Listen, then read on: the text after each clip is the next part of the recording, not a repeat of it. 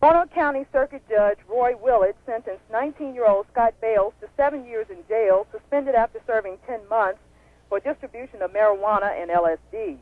Willett also sentenced 19-year-old Derek Chapman to 3 years in jail, suspended after serving 4 months for misdemeanor and felony charges of selling and distributing marijuana. The 10-month operation also led police to charge 9 other high school students, some still awaiting sentencing. In the operation at Northside High School, an undercover police officer who posed as a student bought marijuana, LSD, ecstasy, and OxyContin, a prescription painkiller. Reporting from Roanoke County Courthouse, I'm Toni Brandon. Good afternoon. Reporting WFIR News, I'm Toni Brandon. A jury is now seated in the capital murder trial of the man accused of killing Tara Rose Muncie. Richmond Times-Dispatch reporter Rex Bowman says 10 men and 6 women have been selected to hear evidence in the trial, but only 12 will actually decide the case.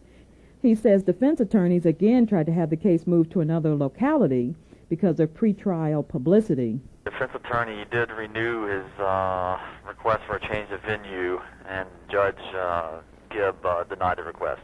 Opening arguments are underway. Bowman says only a few of the 14 witnesses subpoenaed will actually testify today. More than 70 witnesses are expected to testify in the case, which is expected to last 2 weeks. 31-year-old Jeffrey Thomas is accused of raping and fatally shooting 16-year-old Tara Muncie in January of last year. Muncie's body was found in a ravine 8 miles from the Fairlawn Taco Bell where she worked. Governor Gilmore is taking steps he says are necessary to protect the people now that the General Assembly has failed to adopt a budget. Craig Butterworth reports. Just days after ordering state agencies to cut their spending by up to 15%, Gilmore has upped the ante. I'm placing a temporary freeze on new hiring. He's also ordered a freeze on discretionary spending. The state's chief executive says the spending reductions can be avoided if the Senate does an about-face and agrees to the budget amendments they opposed. Reporter Craig Butterworth. Representatives from Attorney General's offices in 8 states will meet in Richmond this week to discuss ways to stem the abuse of OxyContin, a powerful synthetic morphine. 32 Southwest Virginians fatally overdosed on the prescription painkiller in the past 4 years. The drug is also blamed on a crime surge among its addicts. Yesterday, a federal grand jury in Abington indicted 5 Lee County residents and Ohio residents, charging them with running an illegal OxyContin ring. A representative of the drug maker, Connecticut-based Purdue Pharma, plans to speak at Thursday's meeting. Company officials recently said they're taking steps to keep the drug in the right hands, people in severe or terminal pain who need it. It's being called one of the worst drug shortages in years. Tetanus vaccines are in short supply due to the main manufacturer with Ayers ceasing production. The company called it a business decision. The price of the vaccine is expected to rise. Medical College of Virginia pharmacy professor Dr. Craig Kirkwood says the tetanus virus is already being rationed in Virginia. And so we've gone past the point of giving routine vaccinations, for example, to adults, which we normally do at 10-year intervals. We've kind of deferred that, put that on hold now, and we're really saving for what we can get our hands on for use for acute trauma patients in particular. Kirkwood says the shortage won't be over anytime soon. University of Virginia students began voting last night on proposed changes to the school's honor code. Members of the Student Honor Committee says UVA students will vote on mostly procedural changes that would change the way trials are conducted. It takes 60% of the vote to pass the changes. Supporters say they would make the system less adversarial and more administrative, with emphasis on finding out the truth. The voting will continue through Thursday night. The honor system, which dates back to 1842, allows students to be expelled after being found guilty of lying, cheating, or stealing.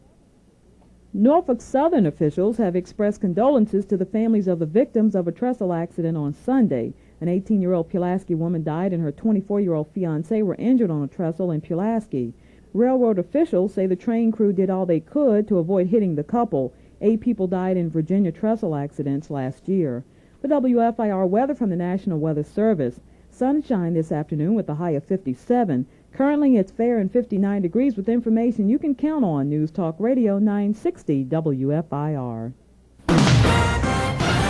Good afternoon. Reporting WFIR News, I'm Toni Brandon. Lawyers for death row inmate Thomas Akers are asking a federal judge in Roanoke to hear their arguments that Akers is incompetent to make decisions on his own defense. Akers has fought all appeals to stop his execution set for tomorrow. But lawyers who filed an appeal for him say he's struggled for years with mental illness. Akers beat a man to death with a baseball bat in 1998. A spokeswoman for the Catholic Diocese of Richmond calls the scheduled execution of Thomas Akers a state-assisted suicide. Kathleen Kinney says even though Akers wants to die for the murder of Wesley Smith of Roanoke, he hasn't had time to think about what he's done and is not really prepared to die. The group will hold a vigil tomorrow night outside Greensville Correctional Center.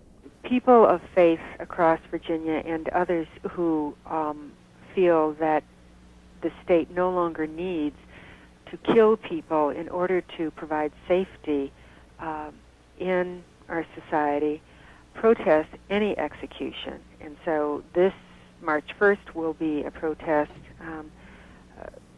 against executions in general. Akers may have one of the shortest death row stays in recent Virginia history. The Roanoke man had promised to kill again if he didn't get the death penalty.